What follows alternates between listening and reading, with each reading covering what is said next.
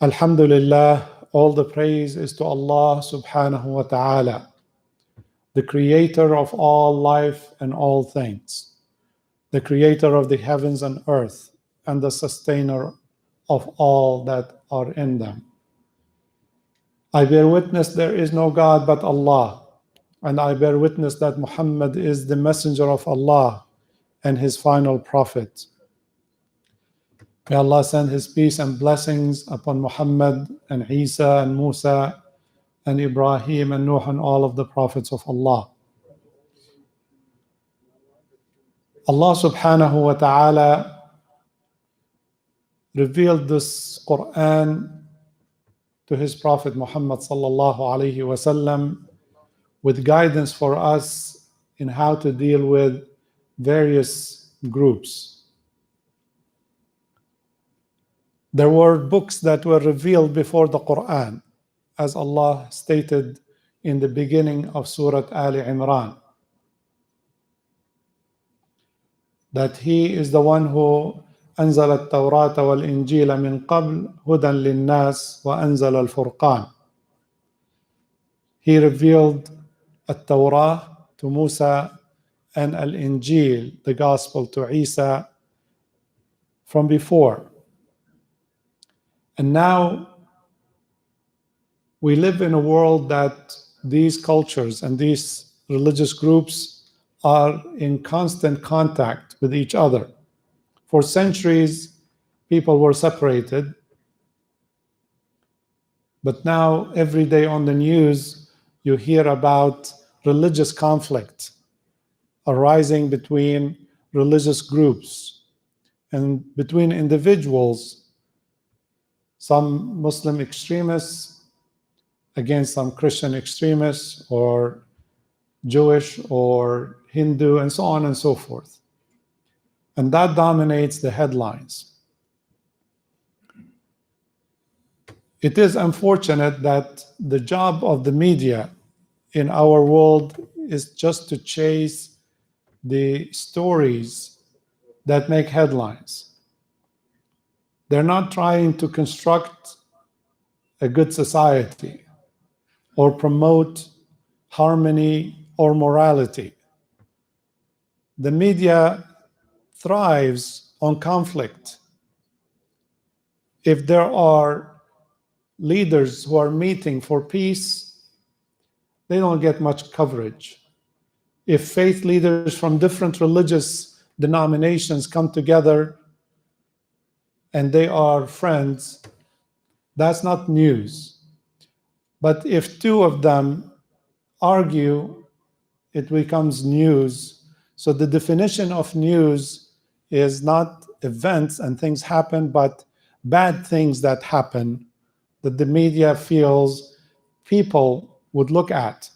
Just like as you drive on a highway, if there is an accident, you'll slow down and look. Curiosity in the human beings. So they have a saying that if it bleeds, it leads. And the media always focuses on negative headlines and doesn't care afterwards if that is true or not. So we were given headlines, for example, from France recently, that a Muslim terrorist attacked and killed a priest at a church in France. If that is true, that's horrible. We condemn such actions. And that's what came out, and that's what the president of France talked about, how Islam has a problem with terrorism, even though European Muslims are only responsible for 2% of acts of violence or terrorism in the continent. 98% is done by other groups, mainly white Christian groups, right-wing groups, who claim to be Christians against their own teachings. But that 2% is what everybody hears about. The 98% it is ignored, overlooked, because that changes the image of the people. But the correct news that came later, that was verified, it turned out it wasn't a Muslim who killed the priest. It was a story of a woman who is married, was having a relationship, illegitimate relationship with the priest. And the husband killed the priest because he was committing adultery with his wife. That should have been the true story. But that you don't read about now because it comes in the later pages of a newspaper. They didn't come out with a correction to say, the president didn't come out and say, sorry, I falsely accused the Muslims of this. Because the president himself was involved in a similar relationship when he was 15-year-old with his current wife. She was his teacher.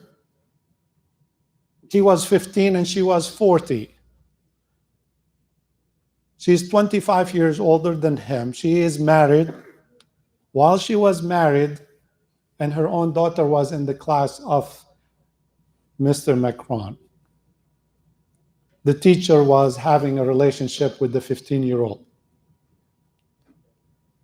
And later on, she divorced her husband and married him. And now she is the First Lady of France.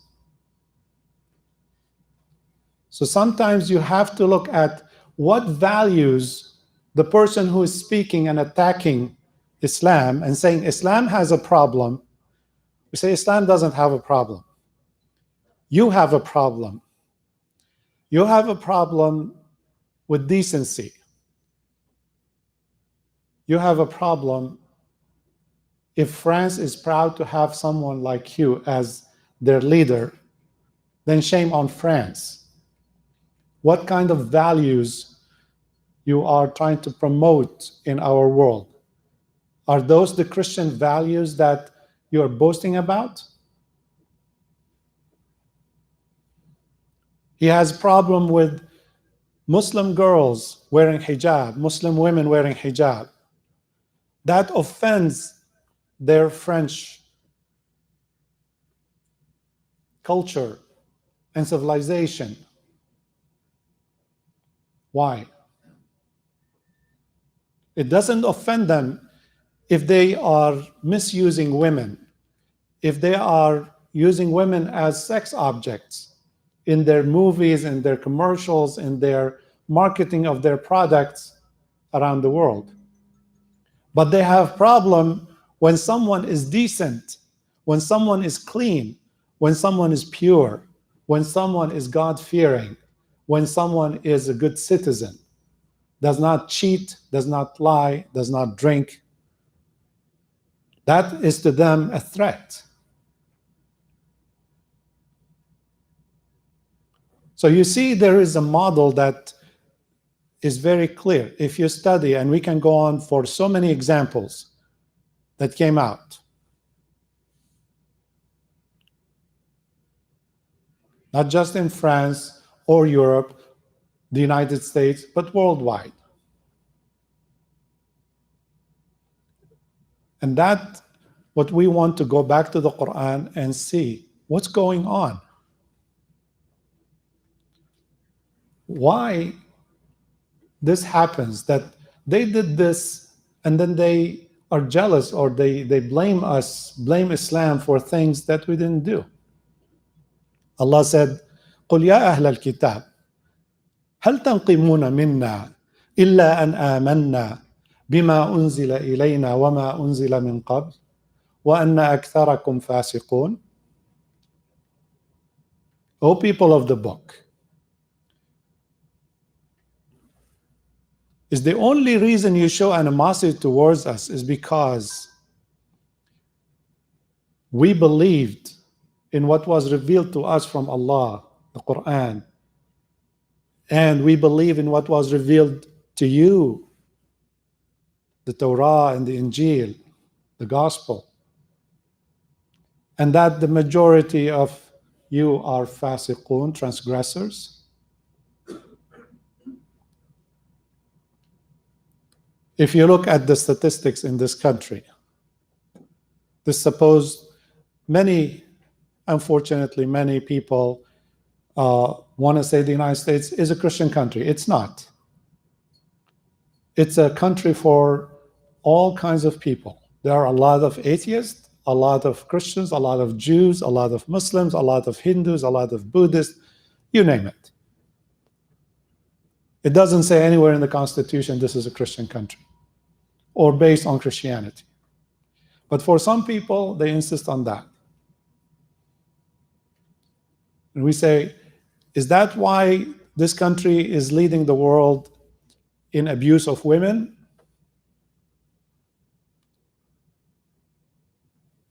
That every day so many women are beaten, some to death, by their husbands or loved ones? We do not judge Christianity by the actions of few individuals. And we don't accept that anyone judge Islam, a religion of 2 billion people, by the actions of few individuals. But the media will not follow this rule. If someone has any connection to Islam and commits a crime, they have to highlight that he's a Muslim. But if not, those mass shooters, the shooting that happened in Vegas, with the largest number of people dead and wounded, they did not discuss his religion. The shooter who killed people in the church in South Carolina, the shooter who killed people in the Sikh Gurdwara in Wisconsin, the person who killed in the church, in his church in Texas, they were all white Christian individuals.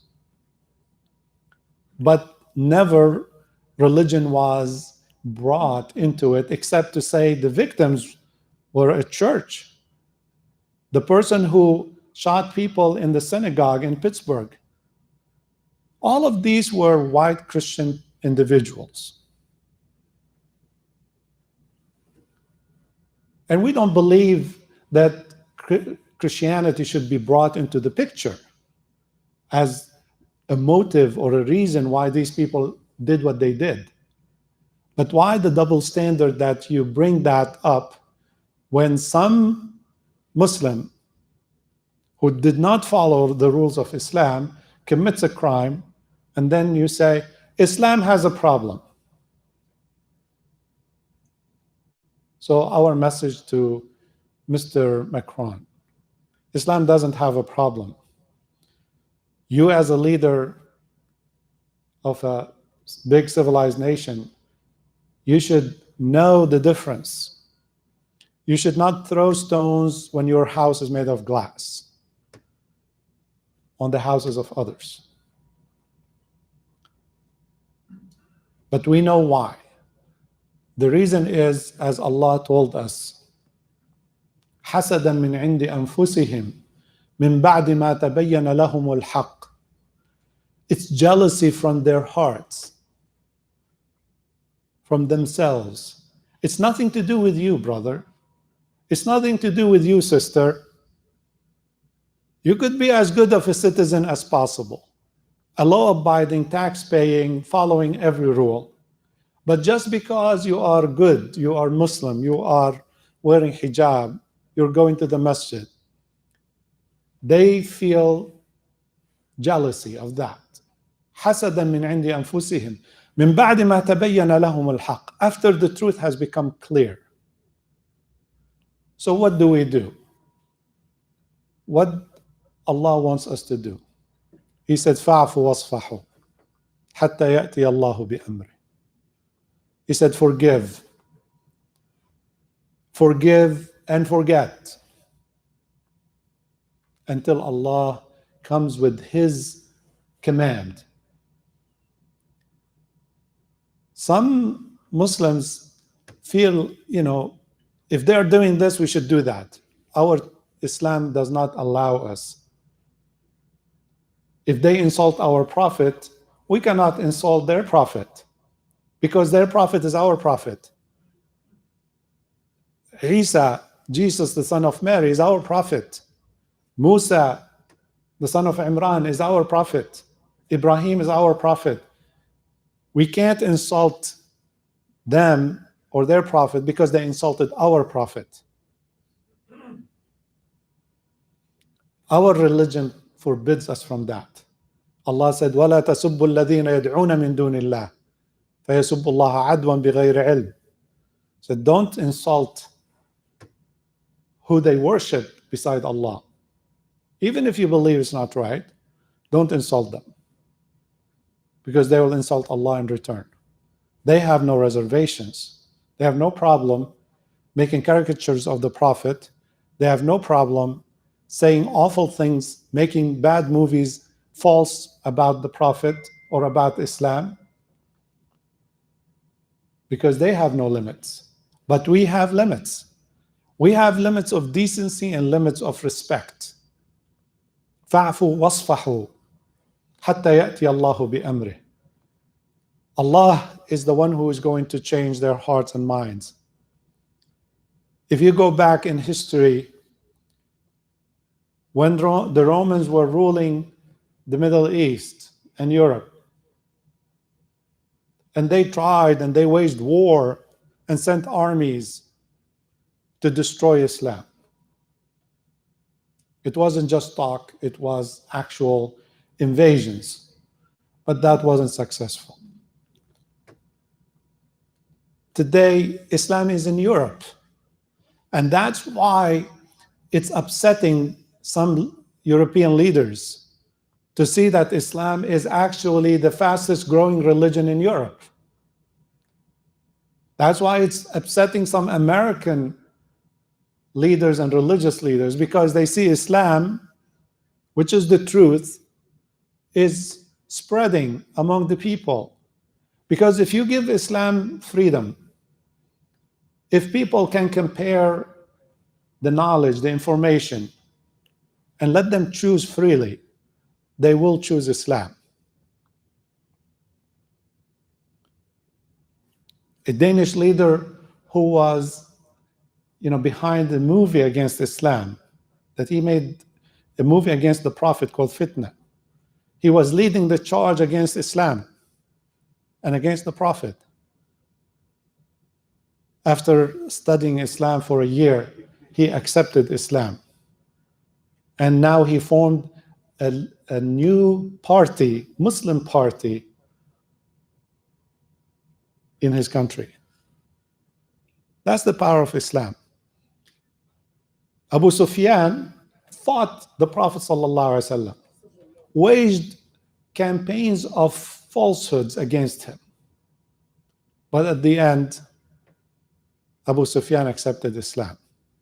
Not by force, but when he saw he cannot run away from the truth. And this is what Allah is telling us. Be patient. Forgive, forget. Don't retaliate for their ignorance with ignorance. But be patient. Allah will change their hearts. The truth will come out. I remember a leader who came out and he said, what did Muslims contribute to humanity? We said, we contribute a lot. Our ancestors contributed the sciences that drive industries today. The roots of modern science are all in Islam. Mathematics, algebra, the algorithms were developed by a Muslim scientist, Al-Khwarizmi. And there's no computer today, no smartphone today, no artificial intelligence today that doesn't use algorithms. Your social media does it. The foundation of that science was created by Al-Khwarizmi, the science of algebra by Al-Khwarizmi. But no credit is given to the Muslim. They always talk about European scientists from the Renaissance who suddenly discovered all of these things at once. The fact is, they stole most of it from Muslim scientists during the Crusades, brought hundreds of thousands of books, translated them from Arabic to Latin, and did not give credit to the original scientists and inventors because there was no copyright law. Nobody knew. But now, people are surprised when they find that what Newton said was said 300-400 years before him by Muslim scientists. And say, why would you be surprised? Human knowledge never happens all of a sudden. It's cumulative. People add. Muslim scientists benefited from Greek, from Indian, from Chinese, from Egyptian, from Roman.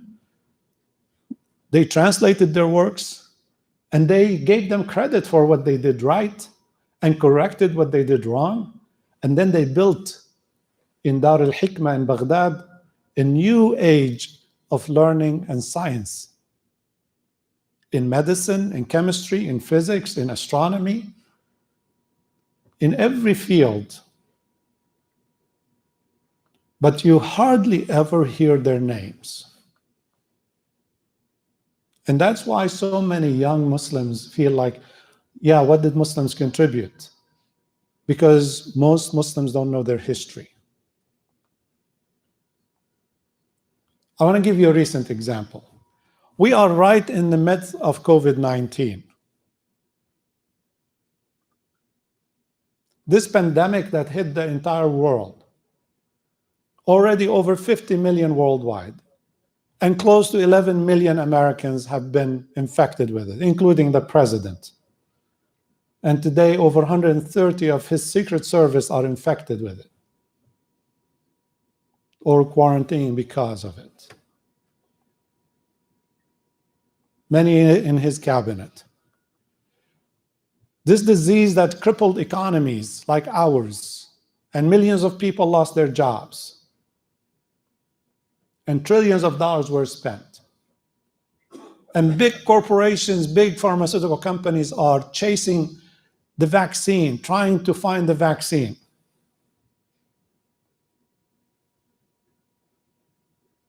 And then when the vaccine is found, all what we heard this week is what?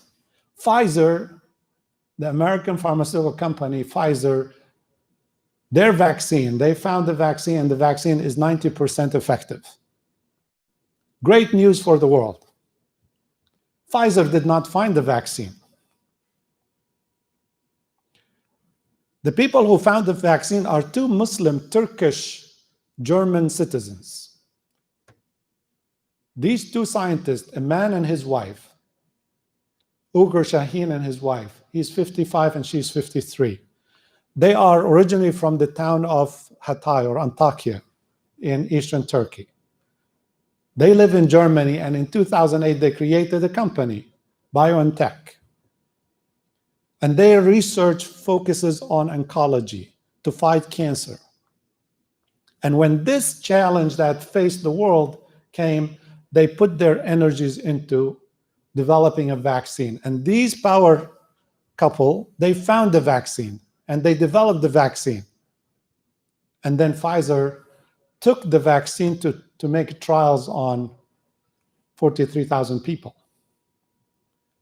and to claim credit for it.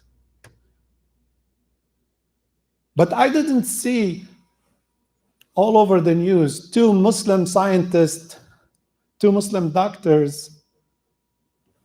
You know, the most I saw was two Turkish, two German most of the time. Then some of them said two Turkish. It's assumed you have to know that these are Muslims because 99% of people in Turkey are Muslims. Why? Why is it so hard to say two Turkish Muslims who live in Germany, who have a company in Germany, made this? Oh, that would be too nice of a credit to Muslims, that Muslims, oh, they gave the world something of a benefit. That's how the news manipulate what you and I hear. You have to actually research. You know, when I heard it like you. Pfizer developed it, and I was, wow. Once again, American companies are the best.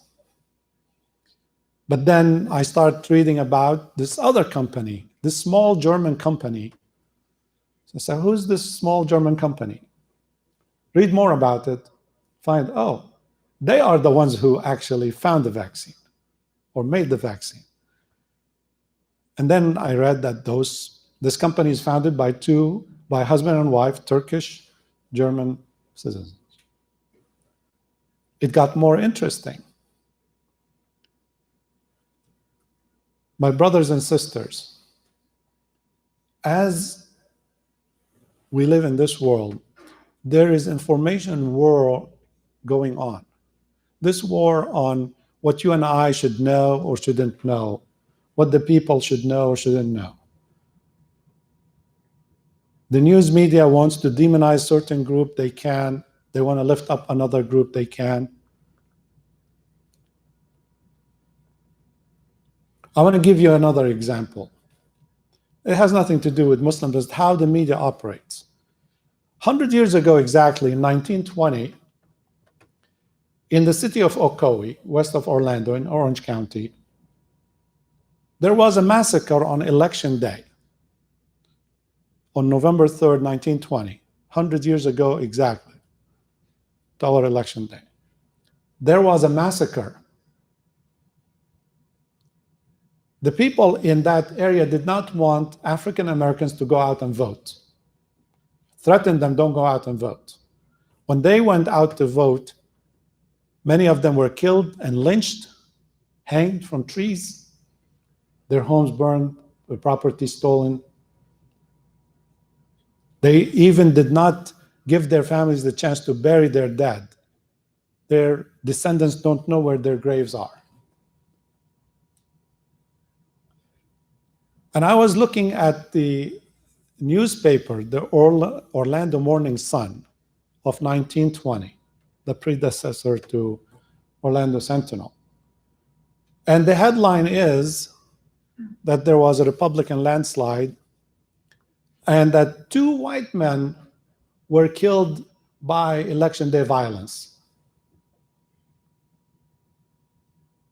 Two white men were killed because some African Americans were defending themselves. But they didn't talk about all the African Americans who died and the reason. They made it like these African Americans are attacking these two white men and kill them. Exactly what's happening to Muslims today in Europe and here. And that's why you cannot believe and trust everything you read in a newspaper or on the news media. Indeed, if there is a bit of truth to what the president have said over the last 4 years, there's a lot of fake news. He used it for his own purpose. But in fact, there are news that you find that are fake, that is manipulated. That's not objective and fact-based. So the media cannot survive if they give us the facts, the truth. There are billionaires who are putting billions of dollars behind the news channels, behind the newspapers, behind the news outlets, not to promote Islam or Christianity or Judaism or values. They are there to promote their agenda. They want to promote controversy between people, because the more there is controversy, the more the news media would make profits at the expense of the people, the American people or the people in the world. And many truth-seeking journalists who enter the profession and they go and dare to challenge the status quo, they are silenced and sidelined and fired, and their stories are buried. The profession of journalism is one of the toughest around, because you want to tell the truth as you know it, as you found. But the bosses say, no, that's not what we want to be on our paper or on our screen. They have an agenda. They're spending all the billions of dollars to promote their values or their ideas or the conflicts they want fueling. So you and I, we have to be a suspicious consumer of news. We have to verify. Just as Allah told us in the Quran, يا أيها الذين آمنوا إن جاءكم فاسق بنبأ فتبينوا أن تصيبوا قوما بجهالة فتصبحوا على ما فعلتم نادمين. O you who believe, if a fasiq, in this case the media is less fasiq, comes to you with news, verify it. Otherwise you may, impact some people negatively, and then you regret it. I'm sure there are some people in France, when they heard the first time a Muslim killed a priest at a church, that got excited, and probably they went. There were attacks on 2 women who were stabbed in Paris, and it didn't come out, and the president didn't talk about it. So we have to be, consumers who are very alert and not believe everything we are told. Many times in the Quran, Allah subhanahu wa ta'ala makes it clear to us. وَدَّ كَثِيرٌ مِّنْ أَهْلِ الْكِتَابِ لَوْ يَرُدُّونَكُم مِّن بَعْدِ إِيمَانِكُمْ كُفَّارًا حَسَدًا مِّنْ عِندِ أَنفُسِهِمْ مِّن بَعْدِ مَا تَبَيَّنَ لَهُمُ الْحَقُّ. They prefer that you go back to kufr, to reject belief in God, if you don't want to become with them, at least they want you to leave your religion. That's what they do right now with the curriculum in schools. You send your kids to public schools, and the public schools, they want to remove anything to do with God and replace it with Mother Nature did this. And over millions of years, we evolved like this. We were this animal and we became this animal. It just, they just don't want to say Allah did anything or God did anything or create. Even in their heart, they know this is a big jump, a leap, not of faith, of lies, but they sell it. And now some of our children believe this stuff. And they say, oh, the Quran is wrong and there's no God, and I don't believe in God anymore because I learned in school. They trust the curriculum that's being pushed on them. And this is not just here. This is the curriculum that's being pushed right now in Muslim countries, in Egypt, in Saudi Arabia, in the Emirates, every country. They are pushing this new curriculum. Remove ayat from the Quran, remove the Islamic vision, and focus on this secular vision. No God in the picture. They can celebrate Halloween in the school, but they will not celebrate Eid al-Adha in the school and the memory of Prophet Ibrahim and his faith in God. So it's not just in the media, it is in the school system, in the social media. The social media was clearly exposed this past 2 weeks in the hearings in the Senate, that they are selective. They have algorithms to select what stories to allow you to see and what stories for you not to be able to see. If they believe the story is not what they want you to see, they remove it from YouTube or Facebook or Instagram or what have you. These were supposed to be free and open platforms. And I have experienced it many times. If I'm going to send a message that is important, they say, no, you can't send it. They don't allow it. It's like, but if you're going to send a bad message, it spreads like wildfire. You notice how many, useless stories go viral? But anything good, no. So that is the world we live in, the new normal that you and I live in, which is leading a lot of people to mistrust. Even if a vaccine comes out, they say, we're not going to, 50% say, we're not going to take it. We don't know. There is a hidden agenda. There is a mistrust now between the people and the government, between people and the scientists, between people and the media. And that's a very dangerous situation, especially when, 150,000 people getting infected a day in this country. Before you know it, the whole country, the whole world is going to be infected. Already the death toll is in this country, 250,000 people. Can you imagine in a few months at this rate? I wouldn't be surprised if we reach 500,000 people in 2-3 months. This is the result of mistrust between the people and the government. If people now don't trust the CDC when they say you should wear a mask, you should social distance, because they were manipulated politically.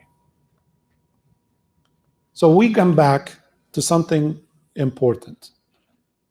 The only thing that we know and we can rely on is the book of Allah and the sunnah of Rasulullah sallallahu alaihi wasallam.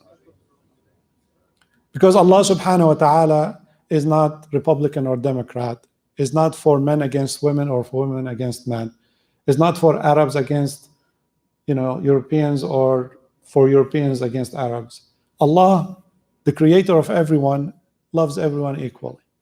And the information He gave us in the Quran to guide us with is good for all times and all places. And the only one that you can trust,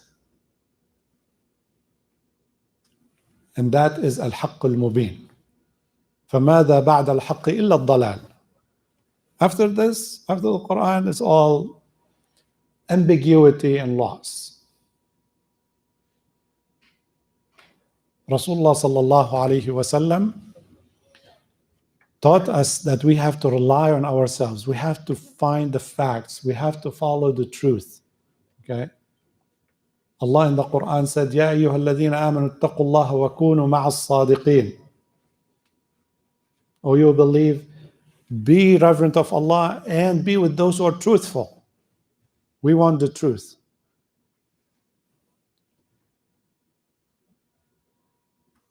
And that is the sign of the Muslims. Today, you in whatever profession you are in, as a scientist, as a professor, as a doctor, as a lawyer, make sure your value of telling the truth and living by the truth is your guiding star. Don't be manipulated by the politicians. This country is divided sharply because of the manipulation of all these power-hungry politicians, all these corrupt corporations that they're greedy, want your money. So you can't, every time something comes out, you find it's not true. Can't tell anymore. So we have to lead the way with the truth. The ummah of truth, the nation of truth, is more important. That's what will survive at the end. The truth. The lies will be exposed. Post this election, which is still in the minds of half of the country is not finished or decided, right? We are living in an era that's totally unusual, that could lead to conflict, because half of the nation believe this election was stolen. Tomorrow they have a huge gathering in Washington, D.C. They want to take over Washington, D.C. to support the president.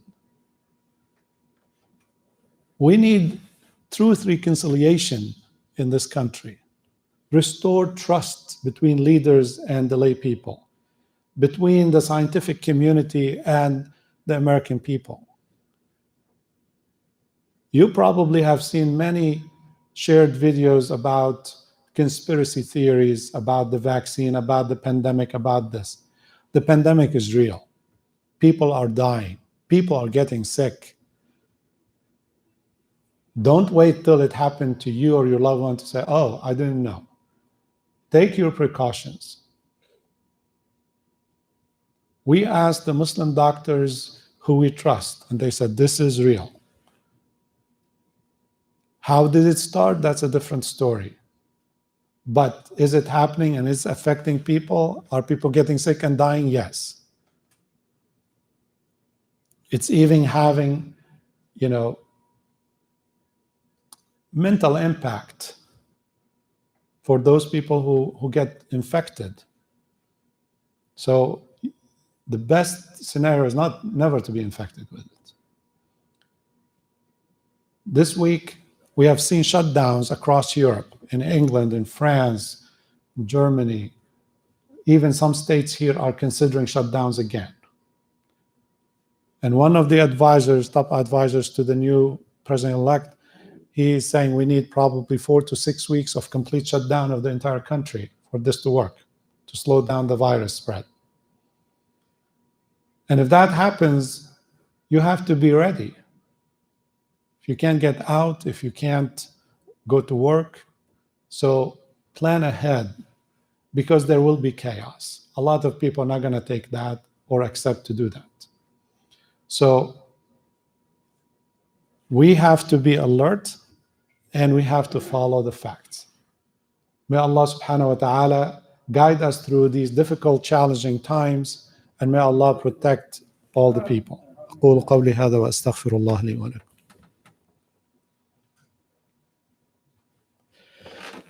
الحمد لله حمدا كثيرا كما أمر، والصلاة والسلام على خير البشر نبينا محمد وعلى آله وصحبه وسلم تسليما كثيرا. Allah subhanahu wa ta'ala have guided us in the Quran. He said, وَدَّ كَثِيرٌ مِّنْ أَهْلِ الْكِتَابِ لَوْ يُضِلُّونَكُمْ وَمَا يُضِلُّونَ إِلَّا أَنفُسَهُمْ وَمَا يَشْعُرُونَ. Just be firm. Do not be shaken by what's happening. These things have happened before. Be guided with your iman in Allah. Follow the book of Allah and the sunnah of Rasulullah sallallahu alaihi wasallam, and inshallah you will be okay. And whatever plots are made against you or your faith, they're gonna fall and they're going to not affect you. But what is important for us is to focus on how to people. So get involved. We have a lot of work of da'wah that we need each and every one of you. Participate, get the training, the classes, and be engaged.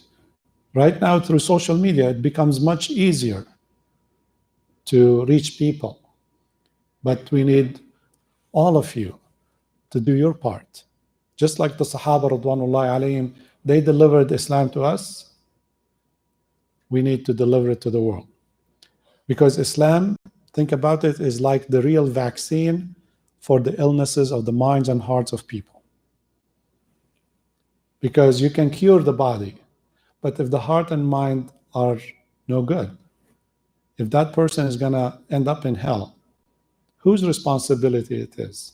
When you have the vaccine, Islam. May Allah subhanahu wa ta'ala open your heart to do this work. Even 1 hour a day, but do it.